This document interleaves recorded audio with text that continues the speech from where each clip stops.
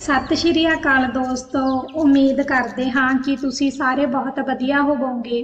ਮੈਂ ਅਤੇ ਕਰਨ ਬਹੁਤ ਪੁਰਾਣੇ ਜਿਗਰੀ ਦੋਸਤ ਹਾਂ।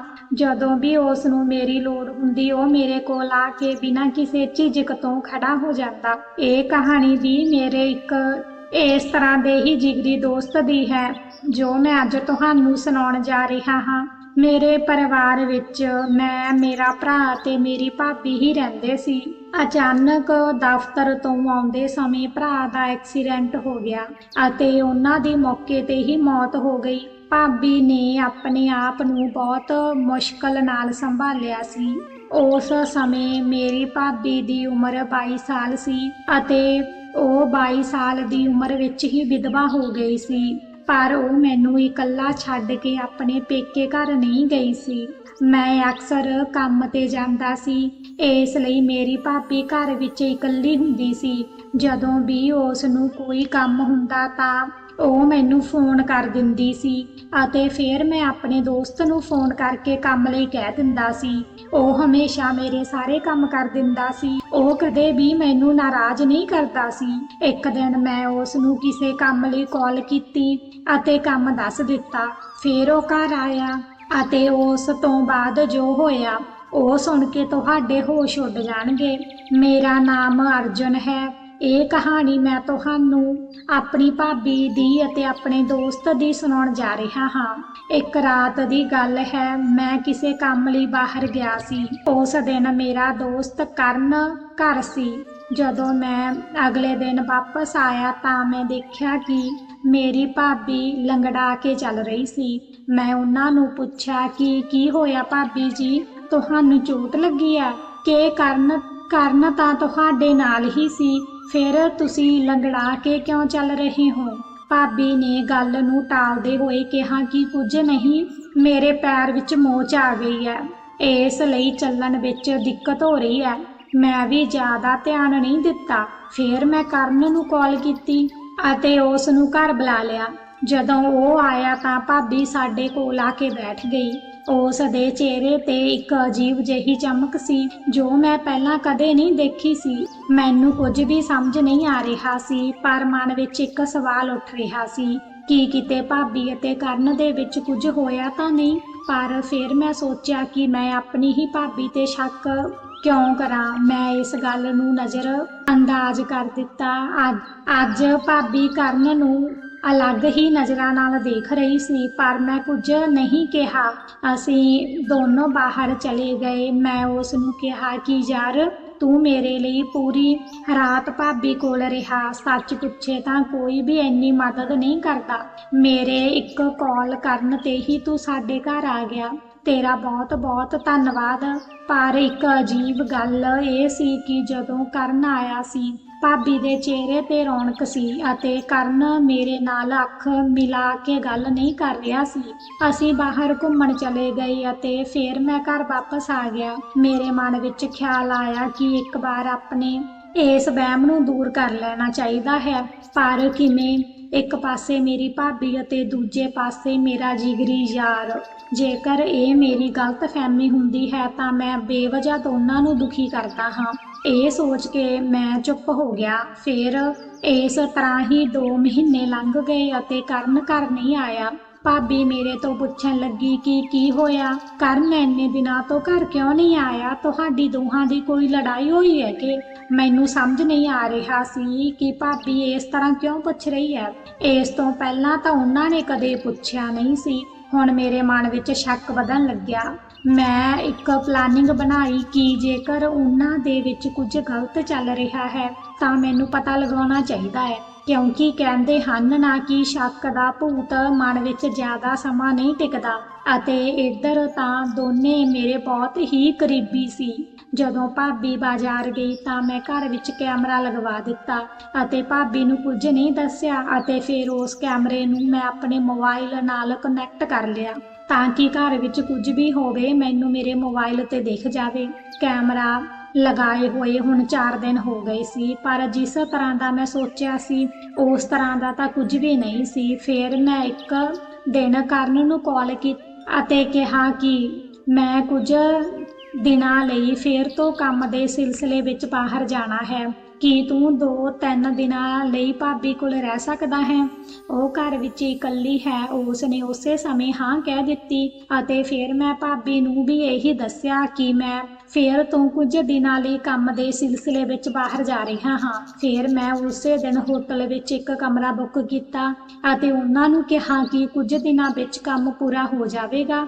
ਤੁਸੀਂ ਆਪਣਾ ਧਿਆਨ ਰੱਖਿਓ। ਇਹ ਕਹਿ ਕੇ ਮੈਂ ਘਰੋਂ ਬਾਹਰ ਆ ਗਿਆ। ਮੈਂ ਹੋਟਲ ਵਿੱਚ ਬੈਠਾ ਰਿਹਾ ਅਤੇ ਲੈਪਟਾਪ ਤੇ ਕੰਮ ਕਰਦਾ ਰਿਹਾ। ਕੈਮਰਾ ਚਾਲੂ ਸੀ, ਪਰ ਜਿਸ ਤਰ੍ਹਾਂ ਦਾ ਮੈਂ ਸੋਚਿਆ ਸੀ ਉਸ ਤਰ੍ਹਾਂ ਦਾ ਤਾਂ ਕੁਝ ਵੀ ਨਹੀਂ ਹੋ ਰਿਹਾ ਸੀ। ਫਿਰ ਮੈਂ ਭਾਬੀ ਨੂੰ ਫੋਨ ਕੀਤਾ ਤੇ ਪੁੱਛਿਆ ਕਿ ਭਾਬੀ ਕਰਨ ਆਇਆ ਹੈ ਜਾਂ ਨਹੀਂ। ਤੁਸੀਂ ਉਸ ਨੂੰ ਕਾਲ ਕਰਕੇ ਬੁਲਾ ਲਓ। ਮੈਂ ਦੇਖ ਰਿਹਾ ਸੀ ਭਾਬੀ ਨੇ ਮੇਰਾ ਫੋਨ ਕੱਟਿਆ ਤੇ ਉਸੇ ਸਮੇਂ ਕਰਨ ਨੂੰ ਫੋਨ ਕੀਤਾ। ਉਹ ਪੁੱਛਣ ਲੱਗੇ ਕਿ ਤੂੰ ਕਦੋਂ ਆਵੇਂਗਾ? ਅਰਜੁਨ ਨੇ ਤੈਨੂੰ ਕੁਝ ਕਿਹਾ ਨਹੀਂ? ਕਿੰਨਾ ਸਮਾਂ ਹੋ ਗਿਆ ਹੈ, ਤੂੰ ਹਜੇ ਤੱਕ ਨਹੀਂ ਆਇਆ। ਇਹ ਕਹਿ ਕੇ ਭਾਬੀ ਨੇ ਫੋਨ ਰੱਖ ਦਿੱਤਾ ਅਤੇ ਫਿਰ ਭਾਬੀ ਫਰੈਸ਼ ਹੋ ਕੇ ਤਿਆਰ ਹੋਣ ਲੱਗੀ। ਭਾਬੀ ਨੇ ਲਾਲ ਰੰਗ ਦੀ ਸਾੜੀ ਪਾਈ ਅਤੇ ਬਹੁਤ ਵਧੀਆ ਮੇਕਅਪ ਕੀਤਾ। ਉਹਨਾਂ ਨੇ ਗੂੜੇ ਗੁਲਾਬੀ ਰੰਗ ਦੀ ਲਿਪਸਟਿਕ ਲਾਈ। ਅੱਜ ਭਾਬੀ ਬਹੁਤ ਖੂਬਸੂਰਤ ਲੱਗ ਰਹੀ ਸੀ। ਭਾਬੀ ਨੂੰ ਦੇਖਣ ਦਾ ਨਜ਼ਰੀਆ ਅੱਜ ਮੇਰਾ ਬਦਲ ਗਿਆ ਸੀ, ਪਰ ਹਜੇ ਵੀ ਮੇਰੇ ਮਨ ਵਿੱਚ ਜੋ ਸਵਾਲ ਸੀ ਉਸ ਦਾ ਜਵਾਬ ਨਹੀਂ ਮਿਲ ਰਿਹਾ ਸੀ। ਥੋੜੇ ਸਮੇਂ ਬਾਅਦ ਦਰਵਾਜ਼ੇ ਦੀ ਘੰਟੀ ਵੱਜੀ। ਕਰਨ ਬਾਹਰ ਖੜਾ ਸੀ। ਭਾਬੀ ਨੇ ਦਰਵਾਜ਼ਾ ਖੋਲ੍ਹਿਆ ਅਤੇ ਦਰਵਾਜ਼ਾ ਲੌਕ ਕਰਕੇ ਤੁਰੰਤ ਉਸ ਦੇ ਕੋਲ ਆ ਕੇ ਬੋਲੀ ਕਿ ਕਿੰਨੇ ਸਮੇਂ ਤੋਂ ਤੇਰਾ ਇੰਤਜ਼ਾਰ ਕਰ ਰਹੀ ਸੀ, ਕੀ ਤੂੰ ਭੁੱਲ ਗਿਆ? ਉਸ ਨੇ ਕਰਨ ਦੇ ਕੋਲ ਆ ਕੇ ਕਿਹਾ। ਹੁਣ ਉਹੀ ਹੋ ਰਿਹਾ ਸੀ ਜਿਸ ਦਾ ਮੈਨੂੰ ਡਰ ਸੀ। ਇੱਧਰ ਕਰਨ ਨੇ ਹੌਲੀ ਜਿਹੀ ਕਿਹਾ ਕਿ ਭਾਬੀ ਮਾਫ ਕਰਨਾ, ਪਰ ਇਹ ਸਭ ਕੁਝ ਸਹੀ ਨਹੀਂ ਹੈ। ਅਰਜੁਨ ਮੇਰੇ ਤੇ ਬਹੁਤ ਵਿਸ਼ਵਾਸ ਕਰਦਾ ਹੈ। ਮੈਨੂੰ ਤੁਹਾਡੇ ਨਾਲ ਇਹ ਸਭ ਕੁਝ ਨਹੀਂ ਕਰਨਾ ਚਾਹੀਦਾ। ਮੈਨੂੰ ਮਾਫ ਕਰ ਦਿਓ। ਪਰ ਭਾਬੀ ਨੇ ਉਸ ਨੂੰ ਉਸੇ ਸਮੇਂ ਆਪਣੇ ਕੋਲ ਖਿੱਚਿਆ ਤੇ ਕਹਿਣ ਲੱਗੀ ਕਿ ਮੈਂ ਆਪਣੀ ਜ਼ਿੰਦਗੀ ਅਰਜੁਨ ਲਈ ਖਰਾਬ ਕਰ ਦਿੱਤੀ, ਕਿ ਮੈਨੂੰ ਖੁਸ਼ ਹੋਣ ਦਾ ਕੋਈ ਹੱਕ ਨਹੀਂ ਹੈ। ਮੇਰਾ ਵੀ ਮਨ ਕਰਦਾ ਹੈ, ਮੈਂ ਵੀ ਖੁਸ਼ ਰਹਿਣਾ ਹੈ। ਭਾਬੀ ਕਰਨ ਨੂੰ ਆਪਣੇ ਕੋਲ ਖਿੱਚ ਕੇ ਸਭ ਕੁਝ ਕਹਿ ਰਹੀ ਸੀ। ਭਾਬੀ ਮੇਰੇ ਦੋਸਤ ਨਾਲ ਇਹ ਸਭ ਕੁਝ ਕਰ ਰਹੀ ਸੀ। ਇੱਧਰ ਮੈਨੂੰ ਬਹੁਤ ਗੁੱਸਾ ਆ ਰਿਹਾ ਸੀ, ਪਰ ਮੈਂ ਦੇਖਦਾ ਰਿਹਾ। ਉਸ ਨੇ ਕਰਨ ਨੂੰ ਕਿਹਾ ਕਿ ਜਦੋਂ ਤੱਕ ਤੇਰਾ ਵਿਆਹ ਨਹੀਂ ਹੁੰਦਾ ਤੂੰ ਸਿਰਫ ਮੇਰਾ ਹੈ। ਜੇਕਰ ਤੂੰ ਕਿਸੇ ਹੋਰ ਦੇ ਬਾਰੇ ਵਿੱਚ ਸੋਚਿਆ ਵੀ ਤਾਂ ਮੈਂ ਤੈਨੂੰ ਮਾਰ ਦੇਵਾਂਗੀ, ਸਮਝੇ? ਭਾਬੀ ਕਰਨ ਨੂੰ ਇਹ ਸਭ ਕਹਿ ਰਹੀ ਸੀ। ਮੈਂ ਇਹ ਸਭ ਦੇਖ ਕੇ ਪਰੇਸ਼ਾਨ ਹੋ ਗਿਆ ਸੀ। ਹੁਣ ਮੈਨੂੰ ਭਾਬੀ ਹਵਸ ਭਰੀ ਔਰਤ ਲੱਗ ਰਹੀ ਸੀ। ਮੈਂ ਕਦੇ ਵੀ ਆਪਣੀ ਭਾਬੀ ਨੂੰ ਇਸ ਰੂਪ ਵਿੱਚ ਨਹੀਂ ਦੇਖਿਆ ਸੀ। ਉਹਨਾਂ ਨੂੰ ਦੇਖ ਕੇ ਮੇਰੇ ਮਨ ਵਿੱਚ ਬਹੁਤ ਸਾਰੇ ਸਵਾਲ ਉੱਠਣ ਲੱਗੇ ਸੀ, ਪਰ ਮੈਂ ਸਮਝ ਨਹੀਂ ਪਾ ਰਿਹਾ ਸੀ ਕਿ ਮੈਂ ਕੀ ਕਰਾਂ। ਫਿਰ ਮੈਂ ਸੋਚਿਆ ਕਿ ਮੈਨੂੰ ਘਰ ਜਾ ਕੇ ਉਹਨਾਂ ਨੂੰ ਰੰਗੇ ਹੱਥੀਂ ਫੜਨਾ ਚਾਹੀਦਾ ਹੈ। ਇਸ ਲਈ ਮੈਂ ਹੋਟਲ ਵਿੱਚੋਂ ਨਿਕਲਿਆ। ਮੋਬਾਈਲ ਤੇ ਕੈਮਰਾ ਚਾਲੂ ਸੀ। ਉਹ ਦੋਨੋਂ ਇੱਕ ਦੂਜੇ ਵਿੱਚ ਖੋਏ ਹੋਏ ਸੀ। ਮੈਂ ਤੁਰੰਤ ਘਰ ਚਲਾ ਗਿਆ। ਉਹ ਦੋਨੇ ਇੱਕ ਦੂਜੇ ਨਾਲ ਮਸਤੀ ਕਰ ਰਹੇ ਸੀ। ਕਰਨ ਨੇ ਭਾਬੀ ਦੇ ਕੱਪੜੇ ਲਾ ਕੇ ਦੂਰ ਸੁੱਟ ਦਿੱਤੇ ਤਾਂ ਭਾਬੀ ਨੇ ਕਿਹਾ ਕਿ ਅੱਜ ਕੀ ਨਵਾਂ ਕਰਨਾ ਹੈ, ਦੱਸ, ਮੈਂ ਕਰਦੀ ਹਾਂ, ਤੂੰ ਚਿੰਤਾ ਨਾ ਕਰ। ਮੈਂ ਗੱਡੀ ਚਲਾਉਂਦੇ ਹੋਏ ਸਭ ਕੁਝ ਦੇਖ ਰਿਹਾ ਸੀ। ਇਹ ਸਭ ਮੇਰੀਆਂ ਅੱਖਾਂ ਦੇ ਸਾਹਮਣੇ ਹੋ ਰਿਹਾ ਸੀ। ਉਹਨਾਂ ਦਾ ਰੋਮਾਂਸ ਬਹੁਤ ਤੇਜ਼ੀ ਨਾਲ ਵੱਧ ਰਿਹਾ ਸੀ। ਮੈਂ ਘਰ ਪਹੁੰਚ ਗਿਆ। ਜਿਵੇਂ ਹੀ ਮੈਂ ਦਰਵਾਜ਼ੇ ਦੀ ਘੰਟੀ ਵਜਾਈ, ਦਰਵਾਜ਼ਾ ਨਹੀਂ ਖੁੱਲਿਆ। ਮੈਂ ਫਿਰ ਤੋਂ ਘੰਟੀ ਵਜਾਈ। ਭਾਬੀ ਨੇ ਸਾੜੀ ਠੀਕ ਕਰਦੇ ਹੋਏ ਦਰਵਾਜ਼ਾ ਖੋਲ੍ਹਿਆ। ਮੈਨੂੰ ਸਾਹਮਣੇ ਦੇਖ ਕੇ ਉਹਨਾਂ ਦੋਹਾਂ ਦੇ ਹੋਸ਼ ਉੱਡ ਗਏ, ਪਰ ਮੈਂ ਕੁਝ ਨਹੀਂ ਬੋਲਿਆ। ਮੈਂ ਫਰੈਸ਼ ਹੋ ਕੇ ਕੱਪੜੇ ਚੇਂਜ ਕਰਨ ਲੱਗਿਆ। ਉਹ ਦੋਨੇ ਇੱਕ ਦੂਜੇ ਵੱਲ ਦੇਖ ਰਹੇ ਸੀ। ਭਾਬੀ ਉੱਠ ਕੇ ਜਾਣ ਲੱਗੀ ਤਾਂ ਮੈਂ ਭਾਬੀ ਦਾ ਹੱਥ ਫੜ ਕੇ ਉਸ ਨੂੰ ਆਪਣੇ ਕੋਲ ਹੀ ਬਿਠਾ ਲਿਆ ਤੇ ਕਿਹਾ ਕਿ ਰੁਕੋ ਭਾਬੀ ਜੀ, ਮੈਂ ਤੁਹਾਨੂੰ ਕੁਝ ਦਿਖਾਉਣਾ ਹੈ। ਭਾਬੀ ਚੁੱਪ ਸੀ, ਪਰ ਭਾਬੀ ਦੀ ਸਾੜੀ ਹਜੇ ਵੀ ਸੋਫੇ ਦੇ ਪਿੱਛੇ ਹੀ ਪਈ ਸੀ। ਮੈਂ ਉਹ ਸਾੜੀ ਚੱਕ ਕੇ ਭਾਬੀ ਨੂੰ ਦਿੱਤੀ ਅਤੇ ਕਿਹਾ ਕਿ ਇਸ ਨੂੰ ਜ਼ਿਆਦਾ ਦੂਰ ਨਾ ਸਿੱਟਿਆ ਕਰੋ, ਬਾਅਦ ਵਿੱਚ ਤੁਹਾਨੂੰ ਲੱਭਣ ਵਿੱਚ ਪਰੇਸ਼ਾਨੀ ਹੁੰਦੀ ਹੈ। ਉਹ ਦੋਨੇ ਅਪਰਾਧੀ ਬਣ ਕੇ ਮੇਰੇ ਸਾਹਮਣੇ ਖੜੇ ਸੀ। ਉਹਨਾਂ ਨੂੰ ਸਮਝ ਨਹੀਂ ਆ ਰਿਹਾ ਸੀ। ਭਾਬੀ ਬਿਲਕੁਲ ਚੁੱਪ ਸੀ। ਮੈਂ ਉਹਨਾਂ ਤੋਂ ਪੁੱਛਿਆ ਕਿ ਦੱਸੋ ਮੈਨੂੰ ਇਹ ਸਭ ਕੁਝ ਕੀ ਹੋ ਰਿਹਾ ਹੈ। ਉਹ ਦੋਨੇ ਕੁਝ ਨਹੀਂ ਬੋਲ ਰਹੇ ਸੀ। ਮੈਂ ਫੋਨ ਚੱਕਿਆ ਤੇ ਉਹਨਾਂ ਦੇ ਸਾਹਮਣੇ ਰੱਖ ਦਿੱਤਾ। ਫਿਰ ਮੈਂ ਉਹਨਾਂ ਨੂੰ ਉਹ ਵੀਡੀਓ ਦਿਖਾਈ। ਭਾਬੀ ਦਾ ਚਿਹਰਾ ਸ਼ਰਮ ਦੇ ਨਾਲ ਪੀਲਾ ਪੈ ਗਿਆ ਸੀ ਅਤੇ ਫਿਰ ਮੈਂ ਭਾਬੀ ਦੇ ਮੋਢੇ ਤੇ ਹੱਥ ਰੱਖਦੇ ਹੋਏ ਕਿਹਾ ਕਿ ਭਾਬੀ ਕੁਝ ਤਾਂ ਬੋਲੋ, ਇਹ ਸਭ ਕੀ ਚੱਲ ਰਿਹਾ ਸੀ? ਤਾਂ ਭਾਬੀ ਕਹਿਣ ਲੱਗੀ ਕਿ ਤੂੰ ਦੇਖ ਹੀ ਤਾਂ ਲਿਆ ਹੈ ਨਾ ਕੀ ਚੱਲ ਰਿਹਾ ਹੈ? ਫਿਰ ਤੂੰ ਬਾਰ-ਬਾਰ ਕਿਉਂ ਪੁੱਛ ਰਿਹਾ ਹੈ? ਤੈਨੂੰ ਕੀ ਚਾਹੀਦਾ ਹੈ? ਸਾਫ਼-ਸਾਫ਼ ਦੱਸ। ਬੇਵਜ੍ਹਾ ਨਾ ਘੁਮਾ। ਭਾਬੀ ਨੇ ਸਿੱਧੇ ਤਰੀਕੇ ਨਾਲ ਗੱਲ ਕੀਤੀ। ਮੈਂ ਭਾਬੀ ਨੂੰ ਕਿਹਾ ਕਿ ਮੈਨੂੰ ਵੀ ਉਹੀ ਕੁਝ ਚਾਹੀਦਾ ਹੈ ਜੋ ਤੁਸੀਂ ਕਰਨ ਨੂੰ ਦਿੱਤਾ, ਪਰ ਭਾਬੀ ਕੁਝ ਨਹੀਂ ਬੋਲੀ। ਮੈਂ ਭਾਬੀ ਨੂੰ ਆਪਣੇ ਕੋਲ ਖਿੱਚ ਲਿਆ। ਭਾਬੀ ਬਿਲਕੁਲ ਚੁੱਪ ਸੀ। ਮੈਂ ਉਹਨਾਂ ਨੂੰ ਕਿਹਾ ਕਿ ਜਦੋਂ ਤੁਸੀਂ ਕਰਨ ਨਾਲ ਸਭ ਕੁਝ ਕਰ ਸਕਦੇ ਹੋ ਤਾਂ ਮੇਰੇ ਨਾਲ ਕਿਉਂ ਨਹੀਂ? ਜੇਕਰ ਤੁਸੀਂ ਇਹ ਸਭ ਕੁਝ ਮੇਰੇ ਸਾਹਮਣੇ ਕਰ ਸਕਦੇ ਹੋ ਤਾਂ ਸਾਨੂੰ ਤਿੰਨਾਂ ਨੂੰ ਇਕੱਠੇ ਰਹਿਣਾ ਚਾਹੀਦਾ ਹੈ। ਮੈਨੂੰ ਕੋਈ ਵੀ ਪਰੇਸ਼ਾਨੀ ਨਹੀਂ ਹੈ। ਮੈਂ ਤੁਹਾਨੂੰ ਸਮਝਦਾ ਹਾਂ ਤਾਂ ਤੁਸੀਂ ਵੀ ਮੈਨੂੰ ਸਮਝੋ। ਮੈਂ ਫਰੈਸ਼ ਹੋਣ ਲਈ ਬਾਥਰੂਮ ਵਿੱਚ ਚਲਾ ਗਿਆ। ਫਰੈਸ਼ ਹੋਣ ਤੋਂ ਬਾਅਦ ਮੈਂ ਕੌਫੀ ਬਣਾਈ। ਕਰਨ ਮੇਰੇ ਕੋਲ ਹੀ ਬੈਠਾ ਸੀ, ਪਰ ਉਹ ਕੁਝ ਨਹੀਂ ਬੋਲ ਰਿਹਾ ਸੀ। ਮੈਂ ਕਰਨ ਨਾਲ ਗੱਲਬਾਤ ਸ਼ੁਰੂ ਕੀਤੀ। ਮੈਂ ਉਸ ਨੂੰ ਕਿਹਾ ਕਿ ਕਰਨ, ਹੁਣ ਤੂੰ ਭਾਬੀ ਨੂੰ ਅਪਣਾ ਲਿਆ ਹੈ, ਪਰ ਮੇਰੇ ਨਾਲ ਵਾਅਦਾ ਕਰ ਤੂੰ ਉਸ ਨੂੰ ਕਦੇ ਧੋਖਾ ਨਹੀਂ ਦੇਵੇਂਗਾ।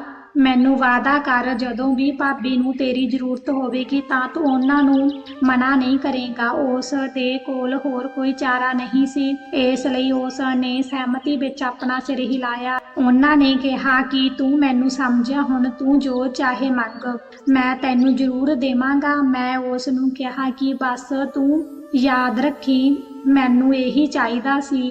ਉਸੇ ਸਮੇਂ ਭਾਬੀ ਨਹਾ ਕੇ ਆਈ। ਉਸ ਨੇ ਕਾਲਾ ਗਾਊਨ ਪਾਇਆ ਹੋਇਆ ਸੀ। ਉਹ ਸਾਡੇ ਕੋਲ ਆ ਕੇ ਬੈਠੀ ਅਤੇ ਕੌਫੀ ਪੀਂਦੇ ਹੋਏ ਕਹਿਣ ਲੱਗੀ ਕਿ ਅਰਜੁਨ, ਤੂੰ ਮੇਰਾ ਦਿਓਰ ਹੈ, ਪਰ ਹੁਣ ਘਰ ਵਿੱਚ ਮੈਂ ਕਰਨ ਦੇ ਨਾਲ ਹੀ ਰਹਾਂਗੀ। ਇੰਨੇ ਸਾਲਾਂ ਤੱਕ ਮੈਂ ਇਕੱਲੀ ਰਹੀ ਹਾਂ, ਹੁਣ ਮੈਨੂੰ ਇੱਕ ਸਾਥੀ ਦੀ ਜ਼ਰੂਰਤ ਹੈ। ਮੈਨੂੰ ਉਮੀਦ ਹੈ ਕਿ ਤੁਹਾਨੂੰ ਇਸ ਤੋਂ ਕੋਈ ਪ੍ਰੋਬਲਮ ਨਹੀਂ ਹੋਵੇਗੀ। ਮੈਂ ਬਿਨਾਂ ਕੁਝ ਕਹੇ ਆਪਣਾ ਸਿਰ ਹਿਲਾ ਦਿੱਤਾ, ਪਰ ਕਰਨ ਦੇ ਮਨ ਵਿੱਚ ਕੀ ਚੱਲ ਰਿਹਾ ਸੀ ਇਹ ਕਿਸੇ ਨੇ ਨਹੀਂ ਪੁੱਛਿਆ ਸੀ। ਉਹ ਕੁਝ ਬੋਲ ਵੀ ਨਹੀਂ ਰਿਹਾ ਸੀ। ਭਾਬੀ ਨੇ ਕਰਨ ਨੂੰ ਕਿਹਾ ਕਿ ਮੈਂ ਤੇਰੇ ਨਾਲ ਵਿਆਹ ਕਰਨਾ ਹੈ, ਅਤੇ ਫਿਰ ਭਾਬੀ ਨੇ ਕਰਨ ਨੂੰ ਕਿਹਾ ਕਿ ਕਿਰਪਾ ਕਰਕੇ ਮੈਨੂੰ ਸਮਝਣ ਦੀ ਕੋਸ਼ਿਸ਼ ਕਰ। ਮੈਂ ਅਰਜੁਨ ਨੂੰ ਵੀ ਸਭ ਕੁਝ ਦੱਸ ਦਿੱਤਾ ਹੈ ਤਾਂ ਕਿ ਤੈਨੂੰ ਕੋਈ ਪਰੇਸ਼ਾਨੀ ਨਾ ਹੋਵੇ, ਅਤੇ ਮੈਂ ਉਸ ਨੂੰ ਵੀ ਉਹੀ ਦਿੱਤਾ ਜੋ ਉਹ ਚਾਹੁੰਦਾ ਸੀ। ਹੁਣ ਉਹ ਇਸ ਤੋਂ ਬਾਅਦ ਸਾਡੇ ਵਿੱਚ ਕਦੇ ਵੀ ਨਹੀਂ ਆਵੇਗਾ। ਇਹ ਕਹਿ ਕੇ ਭਾਬੀ ਉਸ ਨੂੰ ਪਿਆਰ ਕਰਨ ਲੱਗੇ। ਮੈਨੂੰ ਵੀ ਭਾਬੀ ਨੂੰ ਪਿਆਰ ਕਰਨ ਦਾ ਮਨ ਹੋ ਰਿਹਾ ਸੀ, ਪਰ ਉਹਨਾਂ ਨੂੰ ਦੇਖਦੇ ਹੋਏ ਮੈਂ ਆਪਣੇ ਆਪ ਤੇ ਕਾਬੂ ਕੀਤਾ। ਅਗਲੇ ਦਿਨ ਮੈਂ, ਮੇਰੇ ਦੋਸਤ ਅਤੇ ਭਾਬੀ ਤਿੰਨਾਂ ਨੇ ਬਾਹਰ ਜਾਣ ਦਾ ਸੋਚਿਆ ਤਾਂ ਭਾਬੀ ਨੇ ਕਿਹਾ ਕਿ ਸਾਨੂੰ ਕੰਨਿਆ ਕੁਮਾਰੀ ਜਾਣਾ ਚਾਹੀਦਾ ਹੈ, ਕਿਉਂਕਿ ਉਹ ਜਗ੍ਹਾ ਕਰਨ ਨੂੰ ਬਹੁਤ ਪਸੰਦ ਹੈ। ਉੱਥੇ ਜਾ ਕੇ ਉਹਨਾਂ ਨੇ ਵਿਆਹ ਕਰਨਾ ਸੀ ਅਤੇ ਮੈਂ ਵੀ ਸਵੀਕਾਰ ਕਰ ਲਿਆ ਸੀ, ਕਿਉਂਕਿ ਭਾਬੀ ਇਕੱਲੀ ਰਹਿੰਦੀ ਸੀ ਅਤੇ ਮੈਂ ਬਾਹਰ ਕੰਮ ਤੇ ਰਹਿੰਦਾ ਸੀ। ਉਸ ਦਿਨ ਅਸੀਂ ਤਿੰਨੋਂ ਕੰਨਿਆ ਕੁਮਾਰੀ ਗਏ ਅਤੇ ਉੱਥੇ ਰਹਿਣ ਲਈ ਅਸੀਂ ਇੱਕ ਬਹੁਤ ਸੋਹਣਾ ਹੋਟਲ ਦੇਖਿਆ। ਮੈਂ ਬਾਥਰੂਮ ਵਿੱਚ ਫਰੈਸ਼ ਹੋ ਰਿਹਾ ਸੀ। ਉਸੇ ਸਮੇਂ ਮੈਨੂੰ ਕੁਝ ਗੜਬੜ ਮਹਿਸੂਸ ਹੋਈ। ਮੈਂ ਬਾਹਰ ਝਾਕ ਕੇ ਦੇਖਿਆ ਤਾਂ ਮੇਰਾ ਦੋਸਤ ਕਰਨ ਅਤੇ ਭਾਬੀ ਦੁਲਹਾ ਦੁਲਹਨ ਦੀ ਤਰ੍ਹਾਂ ਸਜੇ ਹੋਏ ਬੈਠੇ ਸੀ। ਮੈਨੂੰ ਸਮਝ ਵਿੱਚ ਨਹੀਂ ਆ ਰਿਹਾ ਸੀ ਕਿ ਉਹ ਇਸ ਤਰ੍ਹਾਂ ਕਿਉਂ ਤਿਆਰ ਹੋ ਰਹੇ ਹਨ। ਉਹਨਾਂ ਨੂੰ ਦੇਖਦੇ ਹੋਏ ਮੈਨੂੰ ਵੀ ਕੁਝ ਕਰਨ ਦੀ ਇੱਛਾ ਹੋ ਰਹੀ ਸੀ, ਪਰ ਫਿਰ ਮੈਨੂੰ ਯਾਦ ਆਇਆ ਕਿ ਭਾਬੀ ਨੇ ਮੈਨੂੰ ਪਹਿਲੇ ਹੀ ਦਿਨ ਕਹਿ ਦਿੱਤਾ ਸੀ ਕਿ ਉਹ ਮੇਰੇ ਨਾਲ ਇਸ ਤਰ੍ਹਾਂ ਦਾ ਕੁਝ ਵੀ ਨਹੀਂ ਕਰਨਗੇ। ਇਸ ਲਈ ਮੈਂ ਕੁਝ ਨਹੀਂ ਕਿਹਾ ਅਤੇ ਚੁੱਪਚਾਪ ਉਹਨਾਂ ਕੋਲ ਗਿਆ ਤੇ ਕਿਹਾ ਕਿ ਤੁਸੀਂ ਦੋਨੇ ਤਿਆਰ ਹੋ ਰਹੇ ਹੋ, ਹੁਣ ਤੁਹਾਨੂੰ ਵਿਆਹ ਦਾ ਸਮਾਨ ਚਾਹੀਦਾ ਹੈ। ਤਾਂ ਕਰਨ ਨੇ ਕਿਹਾ ਕਿ ਨਹੀਂ, ਅਸੀਂ ਸਾਰਾ ਸਮਾਨ ਲੈ ਕੇ ਹੀ ਆਏ ਹਾਂ। ਉਸ ਨੇ ਬੈਗ ਵਿੱਚੋਂ ਸੰਧੂਰ, ਮੰਗਲ ਸੂਤਰ ਅਤੇ ਬਾਕੀ ਦੀਆਂ ਚੀਜ਼ਾਂ ਕੱਢੀਆਂ ਅਤੇ ਥੋੜੇ ਸਮੇਂ ਬਾਅਦ ਉਹਨਾਂ ਦਾ ਵਿਆਹ ਹੋ ਗਿਆ। ਹੁਣ ਸਵਾਲ ਸੀ ਉਹਨਾਂ ਦੀ ਸੁਹਾਗ ਰਾਤ ਦਾ, ਪਰ ਕਮਰੇ ਵਿੱਚ ਇੱਕ ਹੀ ਬੈੱਡ ਸੀ। ਮੈਂ ਉਹਨਾਂ ਨੂੰ ਕਿਹਾ ਕਿ ਤੁਸੀਂ ਇੱਥੇ ਰਹੋ ਅਤੇ ਮੈਂ ਘਰ ਚਲਾ ਜਾਂਦਾ ਹਾਂ, ਪਰ ਉਹਨਾਂ ਨੇ ਮੈਨੂੰ ਜਾਣ ਤੋਂ ਮਨਾ ਕਰ ਦਿੱਤਾ। ਤਾਂ ਮੇਰੇ ਦੋਸਤ ਨੇ ਕਿਹਾ ਕਿ ਤੂੰ ਚਿੰਤਾ ਨਾ ਕਰ, ਅਸੀਂ ਤਿੰਨੋਂ ਇੱਥੇ ਹੀ ਰਹਾਂਗੇ। ਮੈਂ ਵੀ ਹਾਂ ਕਹਿ ਦਿੱਤੀ। ਹੁਣ ਸਾਨੂੰ ਭੁੱਖ ਲੱਗੀ ਸੀ। ਮੈਂ ਹੋਟਲ ਵਿੱਚੋਂ ਖਾਣਾ ਮੰਗਵਾਇਆ। ਹੁਣ ਅਸੀਂ ਤਿੰਨੇ ਬੈਠ ਕੇ ਖਾਣਾ ਖਾਣ ਲੱਗੇ। ਖਾਣਾ ਖਤਮ ਕਰਨ ਤੋਂ ਬਾਅਦ ਅਸੀਂ ਸੌਣ ਦੀ ਤਿਆਰੀ ਕਰਨ ਲੱਗੇ। ਮੈਂ ਕਿਹਾ ਕਿ ਤੁਸੀਂ ਦੋਨੋਂ ਬੈੱਡ ਤੇ ਸੌ ਜਾਓ ਅਤੇ ਮੈਂ ਸੋਫੇ ਤੇ ਸੌ ਜਾਂਦਾ ਹਾਂ। ਤਾਂ ਭਾਬੀ ਨੇ ਕਿਹਾ ਕਿ ਨਹੀਂ, ਅਸੀਂ ਤਿੰਨੋਂ ਬੈੱਡ ਤੇ ਹੀ ਸੌ ਜਾਵਾਂਗੇ। ਮੈਂ ਵੀ ਉਹਨਾਂ ਦੇ ਕੋਲ ਹੀ ਪੈ ਗਿਆ। ਉਹ ਬੈੱਡ ਦੇ ਇੱਕ ਪਾਸੇ ਮੇਰੇ ਤੋਂ ਥੋੜਾ ਦੂਰ ਪਏ ਸੀ। ਥੋੜੇ ਸਮੇਂ ਬਾਅਦ ਮੈਨੂੰ ਕੁਝ ਸੁਣਾਈ ਦਿੱਤਾ। ਮੈਨੂੰ ਪਤਾ ਪਤਾ ਸੀ ਕਿ ਮੈਨੂੰ ਕੁਝ ਨਹੀਂ ਮਿਲੇਗਾ, ਪਰ ਫਿਰ ਵੀ ਮੈਂ ਲੁਕ ਕੇ ਉਹਨਾਂ ਨੂੰ ਦੇਖਣ ਦੀ ਕੋਸ਼ਿਸ਼ ਕੀਤੀ। ਮੈਂ ਦੇਖਿਆ ਕਿ ਕਰਨ ਉੱਠਿਆ ਤੇ ਬਾਥਰੂਮ ਜਾ ਕੇ ਵਾਪਸ ਆ ਗਿਆ। ਕੁਝ ਸਮੇਂ ਬਾਅਦ ਉਹ ਦੋਨੋਂ ਆਪਣੇ ਸੁਪਨੇ ਪੂਰੇ ਕਰ ਚੁੱਕੇ ਸੀ ਅਤੇ ਉਹ ਵੀ ਮੇਰੇ ਦੋਸਤ ਦੇ ਨਾਲ। ਉਹਨਾਂ ਨੂੰ ਲੱਗਿਆ ਕਿ ਮੈਂ ਸੌਂ ਗਿਆ ਸੀ, ਪਰ ਮੈਂ ਜਾਗ ਰਿਹਾ ਸੀ। ਮੈਨੂੰ ਬਹੁਤ ਬੁਰਾ ਲੱਗ ਰਿਹਾ ਸੀ। ਥੋੜੇ ਸਮੇਂ ਬਾਅਦ ਮੈਂ ਵੀ ਉੱਠਿਆ ਤੇ ਬਾਥਰੂਮ ਜਾ ਕੇ ਵਾਪਸ ਆ ਗਿਆ। ਅਗਲੇ ਦਿਨ ਮੈਂ ਉਹਨਾਂ ਨੂੰ ਕਿਹਾ ਕਿ ਤੁਸੀਂ ਆਰਾਮ ਨਾਲ ਰਹੋ ਅਤੇ ਮੈਂ ਕੰਮ ਤੇ ਜਾ ਰਿਹਾ ਹਾਂ।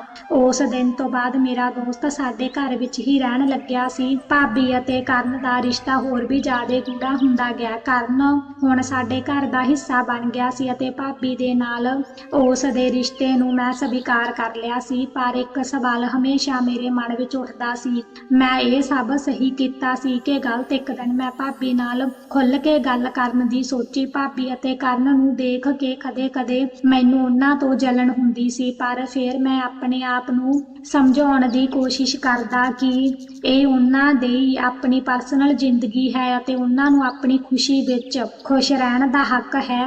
ਮੈਂ ਭਾਬੀ ਕੋਲ ਗਿਆ ਤੇ ਉਹਨਾਂ ਦੇ ਸਾਹਮਣੇ ਆਪਣੀ ਗੱਲ ਰੱਖੀ। ਮੈਂ ਉਹਨਾਂ ਨੂੰ ਕਿਹਾ ਕਿ ਭਾਬੀ ਜੀ, ਮੈਨੂੰ ਖੁਸ਼ੀ ਹੈ ਕਿ ਹੁਣ ਤੁਸੀਂ ਇਕੱਲੇ ਨਹੀਂ ਹੋ, ਪਰ ਮੈਨੂੰ ਇਹ ਸਮਝ ਨਹੀਂ ਆਉਂਦਾ ਕਿ ਮੈਂ ਤੁਹਾਡਾ ਕਰਨ ਨਾਲ ਵਿਆਹ ਕਰਵਾ ਕੇ ਸਹੀ ਕੀਤਾ ਜਾਂ ਗਲਤ। ਤਾਂ ਭਾਬੀ ਨੇ ਕਿਹਾ ਕਿ ਅਰਜਨ, ਕਦੇ-ਕਦੇ ਕਿਸੇ ਦੀਆਂ ਖੁਸ਼ੀਆਂ ਲਈ ਆਪਣੀ ਖੁਸ਼ੀ ਨੂੰ ਪਿੱਛੇ ਛੱਡਣਾ ਜ਼ਰੂਰੀ ਹੁੰਦਾ ਹੈ, ਪਰ ਇਸ ਦਾ ਮਤਲਬ ਇਹ ਨਹੀਂ ਹੈ ਕਿ ਤੂੰ ਕੁਝ ਗਲਤ ਕੀਤਾ ਹੈ। ਤੂੰ ਆਪਣੇ ਦਿਲ ਤੋਂ ਸਹੀ ਫੈਸਲਾ ਲੈਤਾ ਹੈ ਅਤੇ ਮੈਂ ਵੀ ਜਾਣਦੀ ਹਾਂ ਕਿ ਤੇਰੇ ਲਈ ਇਹ ਸਭ ਕਰਨਾ ਸੌਖਾ ਨਹੀਂ ਸੀ, ਪਰ ਤੂੰ ਮੈਨੂੰ ਅਤੇ ਕਰਨ ਨੂੰ ਸਵੀਕਾਰ ਕੀਤਾ। ਇਹ ਮੇਰੇ ਲਈ ਬਹੁਤ ਵੱਡੀ ਗੱਲ ਹੈ। ਹੁਣ ਮੈਨੂੰ ਸਮਝ ਆਇਆ ਕਿ ਜ਼ਿੰਦਗੀ ਵਿੱਚ ਹਰ ਰਿਸ਼ਤੇ ਨੂੰ ਸਮਝਣਾ ਅਤੇ ਨਿਭਾਉਣ ਦਾ ਇੱਕ ਤਰੀਕਾ ਹੁੰਦਾ ਹੈ। ਭਾਬੀ ਅਤੇ ਕਰਨ ਹੁਣ ਬਹੁਤ ਖੁਸ਼ ਸੀ। ਸਮਾਂ ਬੀਤਦਾ ਗਿਆ ਤੇ ਕੁਝ ਮਹੀਨਿਆਂ ਬਾਅਦ ਹੀ ਭਾਬੀ ਗਰਭਵਤੀ ਹੋ ਗਈ। ਉਹਨਾਂ ਨੇ ਬਹੁਤ ਹੀ ਸੋਹਣੀ ਬੱਚੀ ਨੂੰ ਜਨਮ ਦਿੱਤਾ। ਹੁਣ ਸਾਡਾ ਪਰਿਵਾਰ ਪੂਰਾ ਹੋ ਗਿਆ ਸੀ। ਤਾਂ ਦੋਸਤੋ, ਇਹ ਸੀ ਅੱਜ ਦੀ ਸਾਡੀ ਨਵੀਂ ਕਹਾਣੀ। ਇਹ ਕਹਾਣੀ ਤੁਹਾਨੂੰ ਕਿਵੇਂ ਲੱਗੀ ਕਮੈਂਟ ਕਰਕੇ ਜ਼ਰੂਰ ਦੱਸਿਓ।